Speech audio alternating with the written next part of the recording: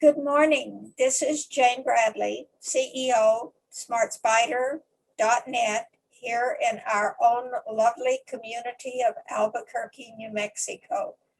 My guest today for our Facebook interview is the magnificent, wonderful Larryl Lynch, publisher and founder of Albuquerque the Magazine. Good morning, Larryl, and thank you for joining me.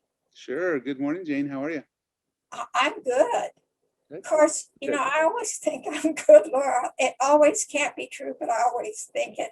How about you? Well, before I even say how I'm doing, I just got to say anybody who knows you always look like $1 million. So I think it makes sense that you're feeling good. So Thank you for that nice compliment. Every year we get older, those compliments seem to be more important to us. So, Laryl, uh, Albuquerque the Magazine is a phenomenon among city magazines. Several years ago, I heard someone say, and I don't know if it's true, that you were highly ranked within city magazines for look, feel, the overall magazine. You want to comment on that? um, I don't know that that's particularly true, only because I think it's so subjective on how, every city's different. So in the same way that you would rank cities versus other cities, that may not be a level playing field for everybody. But I do know that, we love what we do. I think we reflect Albuquerque in a positive way. And, that's kind of always been our mantra. And so I interact with a lot of publishers from other magazines around the country. We all belong to a group collective, a collaborative, if you will, and we exchange ideas and so forth. And so we tend to get a lot of compliments from them. And I think it's more, I think, a reflection of the city. I mean, there's so much going on here, and we just tell that story. Exactly. Laryl and I have, for our viewers, Laryl and I have so much in common. Number one, we are both number one fans of our city of Mhm. Albuquerque and the state of New Mexico. Mhm. Something else we have in common is Laryl and I grew up in our formative years in rural New Mexico, Yeah. small community New Mexico. Where was your growing up time, Laryl? So my entire family is from Pruitt, New Mexico, which is about an hour and 20 minutes west of Albuquerque, just right off of I-40. It's down close to Thoreau, isn't it? Yeah, exactly. Yeah, so for small towns, maybe that's not the best mile marker, but I know where it is. People who know me know that I grew up my formative years on a ranch way out in the country, about 20 miles from the next big town, which was Santa Rosa, New Mexico. So we have that rural feel of what being a New Mexican actually is, don't we? Yeah. I think it's interesting. I've met so many people in Albuquerque who live here now, make their living here, who are from, small towns around New Mexico. People from Vaughn or Aztec or Jal or Alamogordo or, Yes. you name it. And it's a natural migration, right? Not most of I don't know. I read a study somewhere that said most people sort of make their life and their home and their family within an hour of where they were born by car. I had not So, heard that, but I think yeah, it's delightful. so it makes And sense that a lot of people would come, and make their home in Albuquerque. And and Albuquerque is not that much different from the rest of the state. I think we're really a reflection of the melting pot. That's the whole state, right? So you get all we that. are representative of our whole state. We Absolutely. have some of everyone, everything. Yep. I have been fortunate to live in many countries and in other states, and I have never encountered a magazine that was a local city magazine that was quite the quality, the content, and the overall high quality look that Albuquerque the magazine is. Thanks. Larry, I'd like to know uh, what in your background led you to say, I, from Pruitt, New Mexico, can just, I'm not doing anything next Thursday. I believe I'll found a magazine. Um, you know, I think, to be honest, Jane, I think a lot of people probably have a similar story, and that is, you know, what you grew up with and you loved as a kid, you know, became your life's work later on, because, you know, you just ended up following that path. And, you know, I've heard that so many times from, and as a, you know, as an adult, I tell, you know, my young nieces, nephews, you know, and acquaintances the same thing. You know, you're doing something that you love, it's not really work, you know, and I think that's so true. So for me, you know, I loved writing, I loved English classes, hated math, which is, you know, pretty common for about half of the kids in school, right? And so I went to NMSU, New Mexico State, and studied journalism, and became a writer and was a journalist for many years, wrote for about 6, 7 different newspapers, and then moved home to Albuquerque from California in 2003. And, you know, it just dawned on me there was no city magazine here. So, you know, so I had writing skills, and then, you know, I also had dabbled in Photoshop and graphic design, and, you know, those old programs from back in the day, PageMaker and Quark Express and those. So I knew layout, I understood, and I also understood the printing process and so forth. And so that was kind of the foundation, you know, to Would launch. it be fair, Larryl, to say that you made a conscious decision to live your dream? Yeah, yeah, I think so. And owning your own business too is something that, you know, I highly recommend that at some point somebody, you know, or, well, everybody at some point, um, do something where it's just you working for yourself, you know, whether it's early in your career or later, or, you know, I mean, there's nothing like it. Because you are a local magazine, you don't take advertising or you don't promote large corporations from out of state. I'd Mhm. like to ask you to just briefly comment on what you think the financial health and future looks like for our community. Yeah. Well, I mean, it's certainly coming out of 2020, right? Coming out of COVID, coming out of a time unlike any other. I don't think anybody can really pinpoint it. But I will tell you this, you know, the lifeblood of our business is advertising from small businesses, right? And so I like to think that we have a pretty good pulse check on how they're feeling about their future. Um, and it was tough. You know, it was really, 2020 was tough. I mean, all the way through. I think right around the time they announced that vaccines were coming, and, you know, the state is now slowly opening up a little bit more and more. We do feel that enthusiasm coming back, because everybody wants to come roaring back. Nobody doesn't want that, right? So I feel that that alone is going to make for a very positive next 6 months.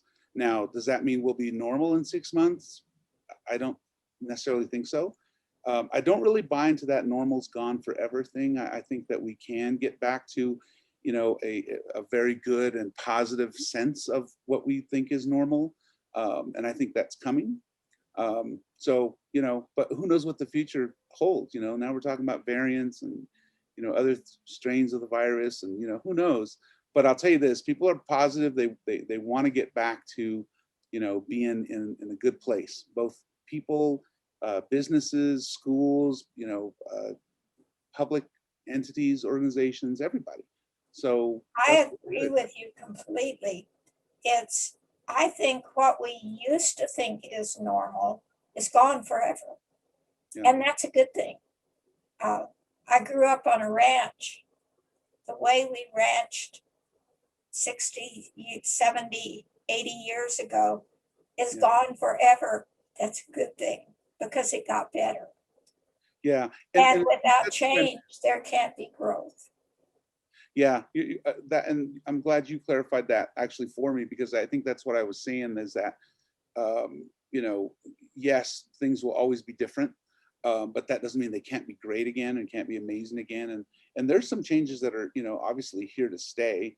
I think we're going to be a lot more cautious about, flu season and, washing our hands. And I think you're always going to see people wearing masks, going forward, as some segment of the population probably always will. This idea of virtual meetings like we're doing now, that's something that's, just it's part of the culture now and always will be. So yeah, I mean, change, but we can get But back to one thing that I hope will never change from its normal is Albuquerque the Magazine and your Best of the City issue. That everybody in the city wants to be the best dentist, doctor, dog catcher, nail tech. I mean, we all want to be the best. Is that an original idea with you, or did you take it and tweak it to our community? And I want you to tell us about sort of the numbers of people that vote every year in that. I mean, it's huge. Yeah. So the origin of that goes all the way back to, we started in 2005. We've done it every year, and I'm proud to say that even though 2020 was a tough year to get through, we did still have voting, and we did still have a Best of the City issue in December, January, which we do every year. It's a double issue. The voting numbers were down just a little bit, but not too much. At our high, we got about 280,000 votes a few years ago, but it hasn't been below 220,000 in 10 years. I mean, that many people consistently vote. And it is unique in this way, Jane. A lot of city magazines do a Best of the City. So it's certainly not an original idea of ours, but I'll tell you what we do that's unique, that very few city magazines do, is we don't just make editors' picks. If you pick up Baltimore Magazine or Orlando Magazine or a lot of these others, their editorial team decides who the best is, and they just write about those. We leave it up to the readers, and we leave it up to the people of Albuquerque. So we count votes, and it's a tough chore every year because we've got to go through it, and we don't put suggested names in there like best pet supply store, and we don't list a bunch of them to choose from. You have to go in and type in who you think it is, and so misspellings and typos and all that stuff, we have to sort through those and clean. And we've got a system, an automated system that helps us do that. But yeah, and I'm really proud of that we leave it in the hands of the people, and we stay completely out of it. And it's great. Larryl, one of the things that I learned a long time ago is to listen carefully when people speak. And I just heard you say that every year, about 250,000 people, a large city votes to support their fellow local business people. That's what I heard you say. Well, let me 250,000. That's the number of people that live in, more people that live in the entire city of Santa Fe. Well, let me just clarify that a little bit, Jane, just because I'm a stickler for accuracy, because I was a journalist for years, and I constantly am making sure I'm not getting things wrong. But that number represents the number of votes. Okay. Yes. I don't know exactly how many people. Some people go in there and just vote for 2 or 3 categories. Very few people vote for all 280 categories. Right. Some people may just go in there and vote for a couple things that they know or whatever. So it's the total number of votes. And in terms of how many actual people that represents, I don't know for sure.